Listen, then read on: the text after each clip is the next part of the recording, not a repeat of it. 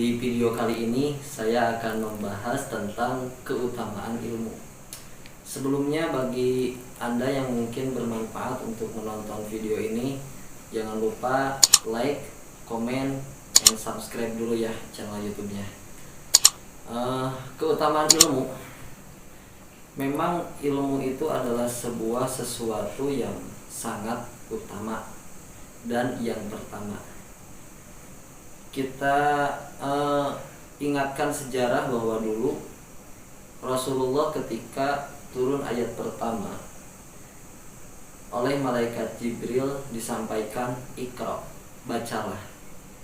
Berarti yang memang pertama kali harus dihayati oleh kita, harus dilaksanakan oleh kita adalah ilmunya dulu. Lalu ada juga hadis thalabul ilmi fardhatun ala kulli muslimin wal muslimah. Mencari ilmu itu wajib hukumnya bagi setiap muslim laki-laki maupun muslim perempuan. Di sini teksnya fardhatun. Thalabul ilmi fardhatun. Kenapa enggak wajibun? Tapi teksnya fardhatun. Kalau misalkan dalam bahasa santri, ilmu nahwu itu segat muntahal jumu. Artinya memang fardhatun itu adalah yang wajib dari yang wajib. Jadi kewajiban dari yang wajib. Sholat itu wajib, tapi lebih wajib mencari ilmu tentang sholat. Zakat itu wajib bagi yang mampu, tapi lebih wajib mencari ilmu tentang zakat. Puasa itu wajib, tapi lebih wajib mencari ilmu tentang puasa. Lah kenapa? Karena memang tanpa dasar ilmu, pasti apapun yang kita perbuat salah. Kalaupun betul, yaitu kebetulan. Kalaupun betul. Tapi kalau misalkan sama sekali tanpa dasar ilmu, apa yang kita lakukan mungkin salah. Contoh, kita mau kerja di suatu perusahaan. Kalau misalkan kita mau kerja di suatu perusahaan, minimal harus ada ijazah. Berarti yang dibutuhkan oleh perusahaan adalah legalitas ilmunya dari mana nih. Lalu kalau misalkan udah masuk perusahaan, ada yang disebut mungkin diklat, pendidikan dan pelatihan. Ada juga yang disebut training. Karena memang sebelum kita melakukan sebuah pekerjaan, harus ada dulu ilmunya, harus tahu dulu ilmunya. Maka dari itu, jadi kalau misalkan kita mau melakukan suatu pekerjaan, otomatis harus disertai dengan ilmunya. Contoh misal bagi ibu-ibu yang mau masak nasi nih. Kalau misalkan ibu-ibu masak nasi tapi nggak tahu ilmunya, tiba-tiba masak nasi, nggak tahu nih berasnya berapa liter atau berapa kilo, terus airnya harus gimana airnya, nggak tahu. Pasti kalau misalkan masak nasi tanpa dasar ilmu, nggak akan jadi nasi. Gosong kah atau apa? Atau kurang matang? Mungkin. Lalu kalau misalkan tanpa dasar ilmu, analogi lainnya, misal kita akan membuat satu kerajinan ataupun misal dalam bentuk bangunan ataupun dalam bentuk perkayuan, tanpa dasar ilmu, apakah jadi? Jadi apapun pekerjaannya harus dilakukan oleh seseorang yang berilmu di bidangnya. Karena kalau tidak berilmu di bidangnya, yakin salah. Kalaupun benar, mungkin itu kebetulan. Nah, begitupun dalam ibadah. Begitupun dalam beribadah kepada Allah. Ketika kita beribadah kepada Allah, memang harus disertai dengan ilmunya. Bayangkan kalau misalkan kita beribadah kepada Allah tanpa dasar ilmu. Ada yang disebut ahli ibadah, ada juga tukang ibadah. Nah gini, kita mau jadi tukang atau ahli? Kalau misalkan ahli ibadah, tahu alasannya. Tapi kalau misalkan tukang ibadah, biasanya itu taklid, itu pun taklid buta, karena melihat ibadah orang lain. Begini perbedaan antara ahli ibadah dan tukang ibadah. Ahli ibadah itu berdasarkan dengan ilmu, sedangkan tukang ibadah karena mungkin melihat kegaliban atau kebiasaan orang lain. Contoh, kenapa sholat itu wajib? Ahli ibadah menjawab, karena disuruh sama Allah. Mana buktinya Allah nyuruh dalam Al-Quran? Aqimus sholah. Kenapa tunduk kepada Allah? Karena Allah yang menciptakan saya. Mana buktinya Allah menciptakan saya? Ada nggak yang bisa menciptakan bahan bakunya sama tapi ketika sudah jadi semuanya berbeda? Nggak ada. Itu hanya Allah. Kita bahan bakunya sama semua dari saripati tanah, syariatnya dari orang tua kita yang dilahirkan oleh ibu kita. Sama bahan bakunya, tapi beda hasilnya. Apakah ada wajah yang sama? Kalau mirip-mirip mungkin ada. Itu adalah bukti bahwa kita ini diciptakan oleh Allah. Terus, kenapa tunduk sama Allah? Ini alam dunia, ini ciptaan Allah.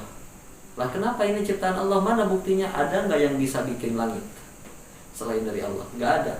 Dan juga Allah membuat langit, membuat ini alam dunia bukan bumi dulu, tapi langit dulu. Karena disebutkan dalam Al-Quran, fis sama'i wal ard, langit dulu yang disebutkan, lalu bumi. Maka dari itu, ini bumi diciptakan dahulunya adalah langit dulu. Pertanyaan saya, apakah ada tukang bangunan yang bisa membuat suatu bangunan dari atap dulu lalu ke bawah? Kan nggak bisa. Rata-rata dari pondasi, setelah pondasi naik bata, dinding, setelah dinding finishingnya di akhir genteng. Nggak mungkin dari genteng dulu terus ke bawah terakhir pondasi, nggak mungkin. Tapi Allah dengan kuasanya Allah membuktikan bahwa Allah membuat ini alam dunia, langit dulu baru bumi. Itu bukti maha kuasanya Allah, tidak ada yang menandingi. Jadi bagi ahli ibadah itu tahu kenapa sholat itu wajib, makanya tunduk sama Allah. Nggak ada lagi yang lebih besar dari Allah. Makanya dalam sholat diawali dengan kalimat Allahu Akbar, takbir. Tangan harus gini. Kenapa Allahu Akbar? Kan ada Allahus Somad, Allahur Rahman, Allahur Rahim. Karena itu simbol, tidak ada lagi yang lebih akbar dari Allah. Tangan harus seperti ini, tidak ada lagi yang lebih akbar dari Allah. Jadi setinggi apapun jabatannya, setinggi apapun pangkatnya, sebanyak apapun kekayaannya, ingat ada yang maha besar, ada yang maha tinggi, ada yang maha kaya, yaitu Allah. Jadi apapun, kembali lagi, apapun ibadah kita harus disertai dengan ilmunya. Sholat disertai dengan ilmunya, puasa disertai dengan ilmunya, baca Quran disertai dengan tajwidnya. Insya Allah kalau misalkan ibadah kita disertai dengan ilmunya, insya Allah mendapat pahala dunia dan akhirat. Tapi kalau misalkan tanpa dasar ilmu, banyak sholat yang masih salah. Baca Fatihahnya salah, takbiratul ihramnya salah, rukunya salah, sujudnya salah, banyak. Jadi bagi Anda semua yang semangat dalam melakukan ibadah itu baik. Tapi marilah kita semangat juga untuk mencari ilmunya supaya semua ibadah yang kita lakukan itu diterima oleh Allah. Ada syarat sah, ada rukun dalam ibadah itu. Rukun sholat, syarat sah sholat. Jadi alangkah baiknya orang yang suka melakukan ibadah sholat tahu ilmu sholat. Jadi sangat disayangkan mengerjakan sholat suka, tapi ilmu tentang sholat sayangnya nggak tahu. Jangan sampai terperangkap oleh jebakan-jebakan orang-orang yang ingin menghancurkan agama Islam. Jebakan apa? Jadi gini, silahkan KTP-nya Islam, silahkan agamanya Islam, silahkan pakaiannya Islam, silahkan beribadah di masjid, tapi jangan tahu tata cara ibadahnya. Itu adalah politik mereka, politik orang-orang yang ingin menghancurkan agama Islam. Orang Islamnya sendiri tidak tahu aturan Islam, tidak tahu ilmu ibadah dalam Islam. Orang Islamnya sendiri yang KTP-nya Islam, suka mengerjakan sholat, suka beribadah, tidak tahu ilmu tentang sholat, tidak tahu ilmu tentang ibadah. Sangat disayangkan. Makanya hadisnya kuat itu hadis Rasul, tolabul ilmi faridotun. Itu loh, bukan wajibun, tapi faridotun itu tandanya lebih wajib dari yang wajib. Ilmu yang pertama. Rasul pun menerima ayat pertama yang dititipkan oleh Allah kepada malaikat Jibril, Iqra, bacalah. Jadi baca itu berarti ilmunya dulu. Enggak langsung Allah menyuruh Rasul untuk beribadah, enggak, tapi bacalah. Setelah dibaca, pelajari. Jadi ilmunya dulu. Mari kita sama-sama untuk senantiasa mencari ilmu dimanapun, hadiri majelis ilmu, hadiri majelis taklim, hadiri majelis dzikir. Rugi saudara kalau misalkan kita kenal dengan ustadz, rumah dekat dengan ustadz, tapi tidak ikut kajian ustadz, tapi malah membenci sama ustadz. Nah kalau kita mati, siapa nanti yang akan mendoakan? Kalau misalkan mati, siapa yang akan talqin? Siapa yang akan baca tahlil? Siapa yang akan mendoakan kalau bukan ustadz? Maka dari itu sangat rugi. Rumahnya dekat dengan ustadz, sama ustadznya kenal, tapi nggak pernah hadir di pengajian ustadz. Rugi itu. Karena ruginya ya itu tadi. Suatu saat kalau misalkan mati, siapa yang dicari? Belum pernah sampai sekarang kalau ada orang meninggal yang dicari RT, tapi yang dicari ustadz. Supaya apa? Minta doanya, minta didoakan. Oh gening, akhir nama butuh ke ustadz. Makanya kalau misalkan di setiap kampung ada ustadz, banggalah datangi ustadz, kajian ustadz datangi. Apalagi kalau zaman sekarang banyak media-media sosial yang di dalamnya ada pengajian, tonton, ikuti. Termasuk di sini jangan lupa subscribe-nya juga ya. Jadi intinya apapun yang kita kerjakan, ibadah ataupun pekerjaan, pasti harus didasari dengan ilmu. Maka dari itu kesimpulannya, kalau misalkan kita mengerjakan sesuatu tanpa dasar ilmu, tadi saya katakan salah. Karena memang kalau tanpa ilmu, ya kita tahu dari mana. Ilmu itu memang harus ada gurunya juga.